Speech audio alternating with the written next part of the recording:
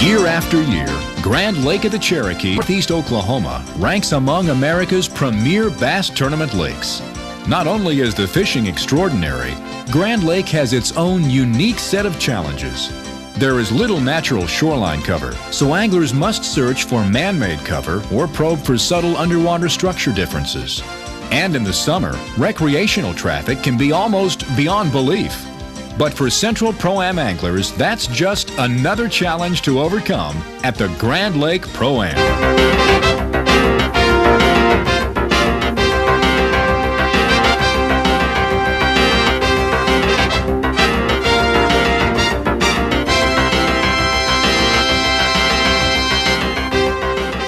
A lot of lakes have reputations of being record setters, but year in and year out, no lake lives up to that reputation like Grand Lake of the Cherokees in Northeast Oklahoma.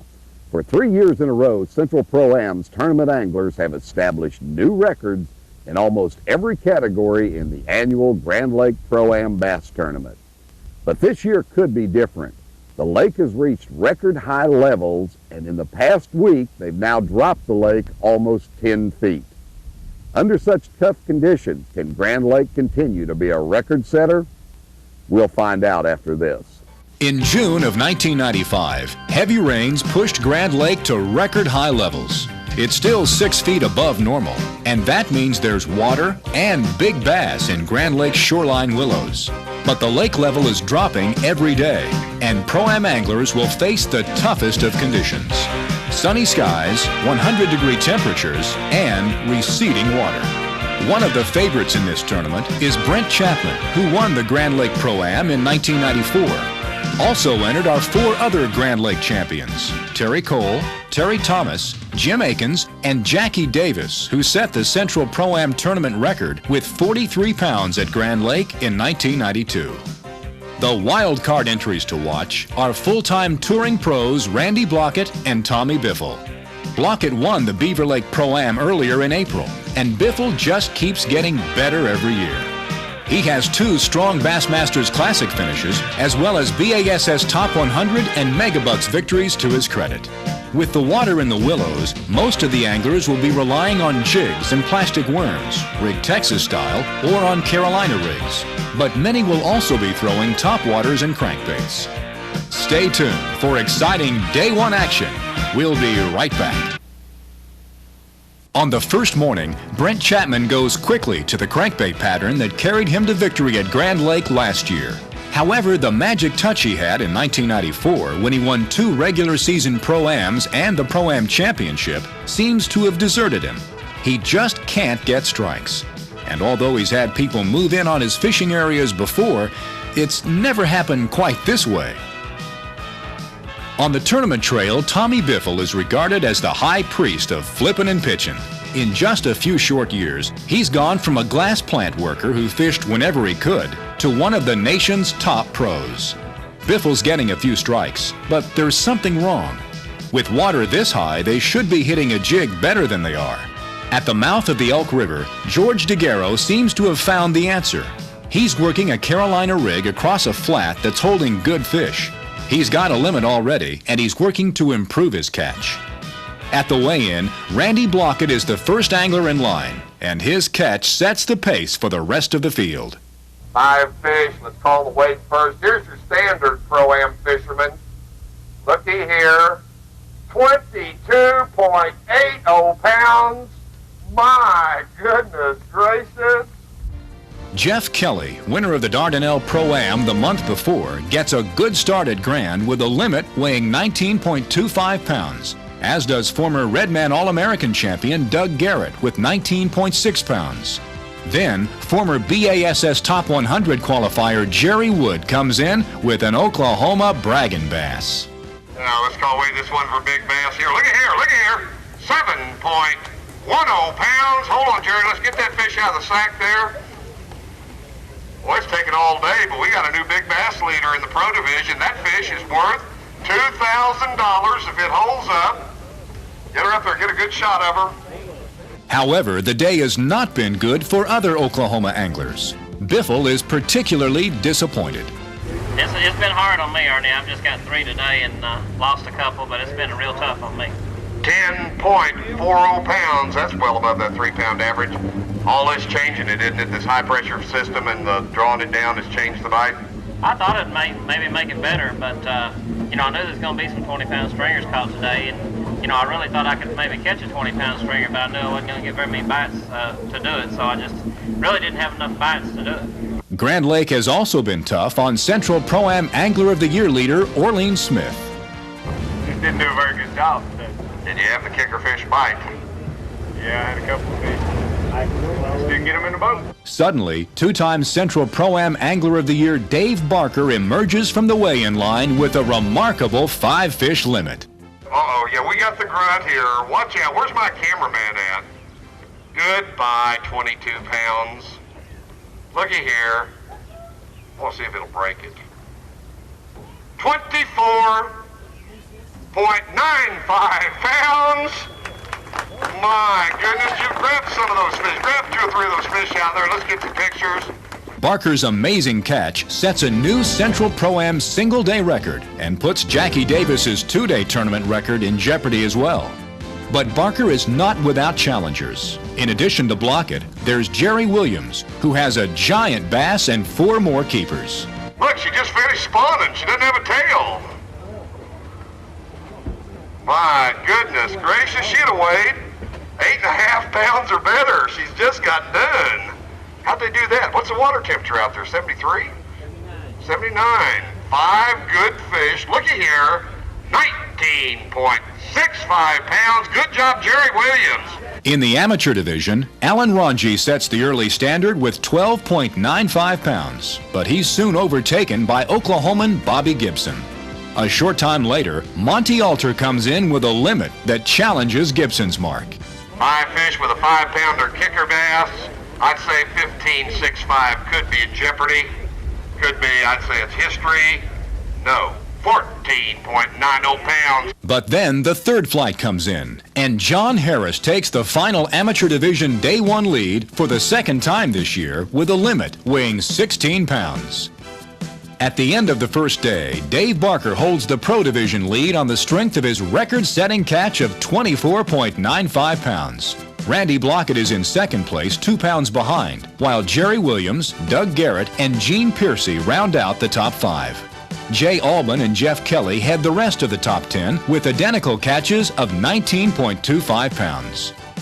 In the amateur division, John Harris holds a narrow lead over Oklahoman Bobby Gibson with Monty Alter, Mike Ballard, and Alan Ranji in close pursuit. The rest of the top 10 is only one Dave Barker bass behind. Stay tuned for Day 2 action. We'll be right back.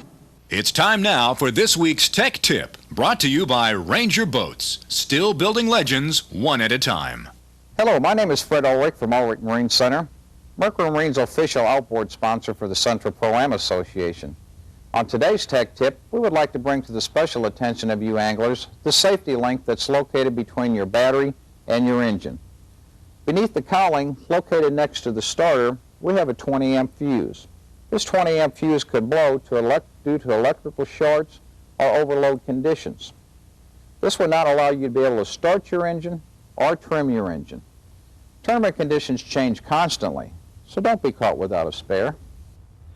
As the anglers take off for the second day, the weather forecast is for another 100-degree day and no breeze.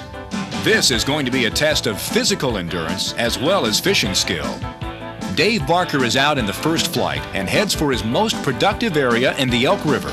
Normally, he'd hit several spots and return to his best fish periodically during the day. Today, he's taking no chances and doesn't plan to leave. Barker's fish are still there, and he gets his limit quickly. But the fish he's catching aren't as big as those on day 1. However, there's no shortage of strikes, and when amateur Michael Jones gets one, he makes the most of it. Randy Blockett is working several mid-lake spots with a plastic worm and crankbait. He's doggedly working toward a limit, but his fish are also smaller than on day 1. Blockett knows he can't expect Barker to falter, so he makes a critical decision. He'll run 30 miles to a spot where he thinks he can catch big fish. Tommy Biffle also needs big fish, and he's running the spots that had produced for him in the past. He's seen Grand Lake give up 5 fish limits that weighed 30 pounds, and he needs that kind of day now. Doug Garrett is working 2 spots in the Honey Creek area, and he believes they're capable of producing another 20-pound stringer. He's getting some action, but the fish aren't as big as he caught on day 1. Unless the big ones turn on, this could be a long, hot day. At the afternoon weigh-in, Howard Buning leaps from 13th place to take the amateur division lead early with 23.95 pounds. But his mark is soon eclipsed by Bobby Gibson with 25.45 pounds. The fishing hasn't been great for Roger Easley, but he won't soon forget this tournament. Mr. Easley made a trip to the Grove Medical Center today. He's found a new way to stop a crankbait. You see, what you do is you wear sandals, and if you pull it out like this and it comes flying at you, you stick your foot up like that, and it buries itself in it. It buries it deep, too. Buries it deep, and then you had Dr. Herndon out there conducting, surgery on you. He's a lot better fisherman than he is an MD. All right, well, he never claimed to be an MD. In the end, the day belongs to Monty Alter, who comes in with a limit weighing nearly 12 pounds to take the amateur division title.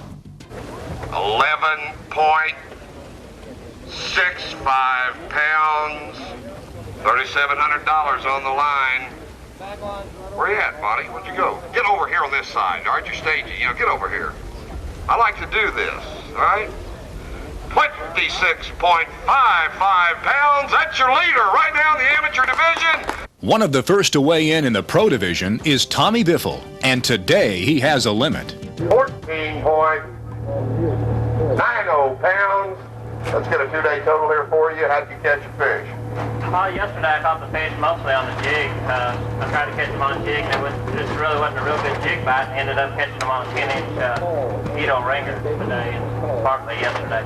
All right, 10-inch Keto ringer, maybe Lucky Strike USA. What color? Any particular one? June bug. June bug. All right, 2-day total, 25.30 pounds. Stacked in the pack alongside Biffle are 2 others who never quite got rolling at Grand: Orlean Smith and defending champion Brent Chapman. Your crankbait deal didn't work this year. It worked this year. I just didn't have as many bites. I went out to try to win the tournament. Got the good bites, just didn't get enough of them. A short time later, Ron Durrell comes to the scales, and so far his catch is the biggest of the second day. Good sack of fish. My goodness gracious, I guess. Get on it a little bit low in your estimate there, son. 18.90 pounds. What'd you catch those bass on? I caught them all on a jig today. On a jig. What were you tipping it with? Salt craw. Salt craw, any particular color? It's kind of a greenish color and green salt craw. Yeah, what part of the lake were you fishing? From between here and Shangri-La. All right. What do we got here? 34.10 pounds. That's a new leader in the pro division, Ron Durrell. Good job, sir. The weigh-in crowd draws quiet as first day leader Dave Barker comes to the scales. With a catch like yesterday's, he can break the all-time Central Pro-Am tournament record. David Barker from Hollister, Missouri, leading the tournament now, 34.10 pounds. Here we go again, just a little old limit. What happened? You couldn't catch the big ones? 5 fish, 15.75 pounds. You know what? The trouble with this whole deal is you have not broken the heavy stringer record that was set on this lake 2 or 3 years ago. This is probably the second one right now.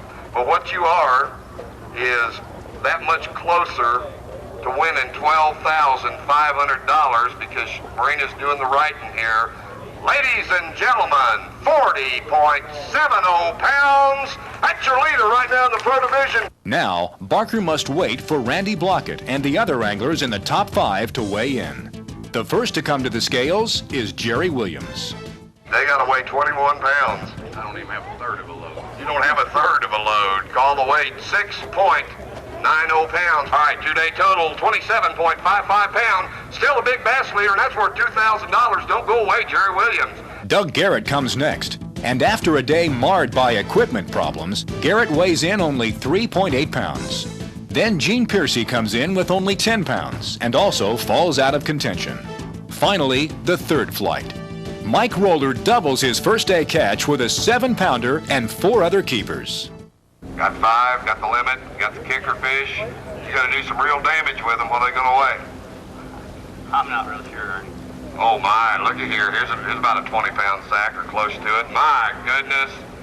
21.15 pounds. My goodness. What they all bite? Most of them bit a Carolina rig. What? I guess you're just going to have to take me and show me how to do this. Well, when it gets real bad and I can't catch it real good, I have to put that on. All right, Mike Roller, what a comeback. 31.05 pounds. Good job, Mike Roller.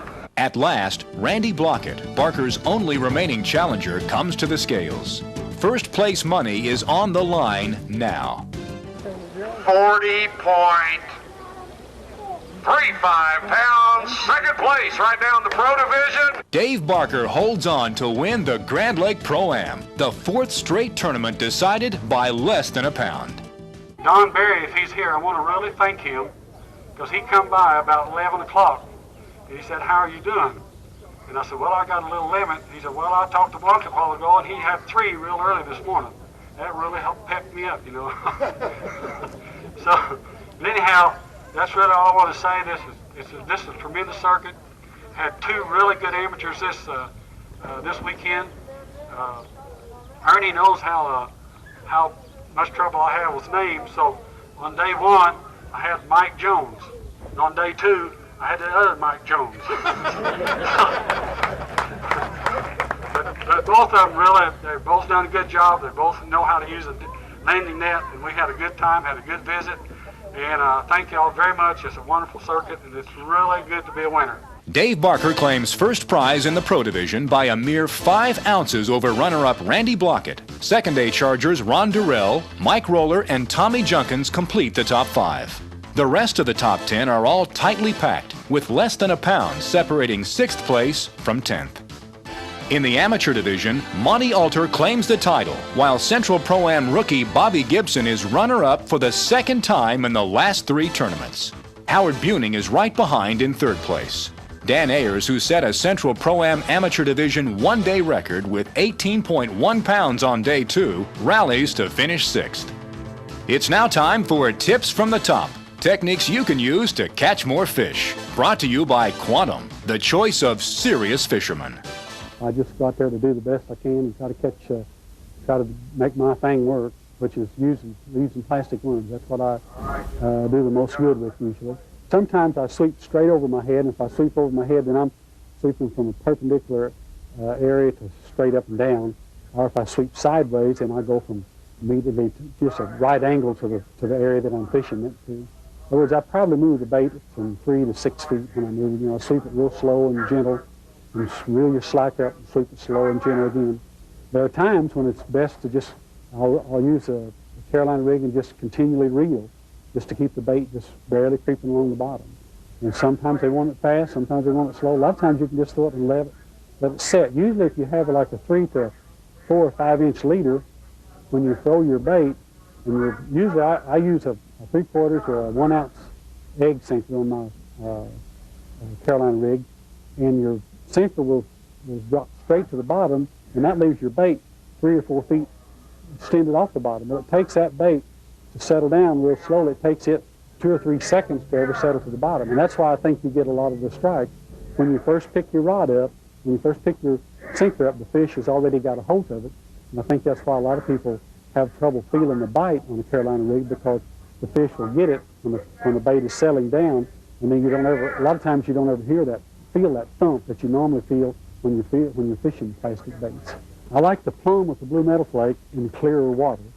I like it to be a little bit transparent, so as the bait falls, it has an opaque appearance where the fish is looking up as the bait falls. In clear water, it changes colors as it's coming down. They can see the light through the bait. My own personal feeling is even if the worm is laying still on the bottom and the fish changes angles to the worm because of the metal flake, it reflects light and gives the bait a living motion. Then in dark water, this worm is not transparent. Actually, in the water, it's almost black. It's 11-inch worm. It's a bullwhip worm, salty sucker bullwhip worm. And this one has a tequila sunrise. and it has a green and blue metal flake in it. It's a new worm that they've just started making in the last year or so or less, and I like that in the darker water or the muddier stained water. I caught some of my fish on a lizard, a salty sucker lizard, and on the lizards I usually use a 3/0 hook. The lizard's a little thinner. This bait is so thick and fleshy that a smaller hook doesn't penetrate as much as I like for it to when I set the hook. Most guys will use a 4 or 5/0 hook, where I usually use a 3 and a 4/0 hook. Sometimes they even use a 2/0 hook. Like if I'm using the smaller baits, like the centipede type baits, I a lot of times will use a 2/0 hook. Went back to one of the places that I had found some fish and started my pitching pattern in the willows and the grass. And I was fishing in real tight and close, and I fished the outside edge, and I caught a good fish on a plastic worm. The area that I was fishing was in the Elk River. The water up there is a little bit clearer than it is here in the main lake area, and so I was fishing a little deeper there than what most of the guys were catching fish. Most of the guys were catching fish all around 3 to 5 feet deep, and I was catching my fish 8 or 9 to 10 feet deep. Actually, the area where I was catching the fish was at the old shoreline, where there was a lot of just fist-sized chunk rock, gravel, and there didn't seem to be anything there to holding the fish except they was just up on the gravel, kind of a gravel flat that dropped off into about 12, 14 foot water, or real close to where I was catching the fish. You know, if you follow tournament bass fishing long enough, you're bound to learn some things. And I learned a couple of things at this tournament. Even if you have 100-degree temperatures and high bluebird skies, those bass are eventually going to bite. And secondly, nice guys do sometimes finish first. And Dave Barker's one of the nicest guys that I know. Now, if you thought that Grand Lake in July was hot, boy, do we have a treat in store for you next week. Truman in August. Be sure and join us as Central Param travels to that mid-Missouri reservoir for the final stop on its regular season qualifying tournament trail. Thanks for watching. We'll see you next time on Fishin' Magazine.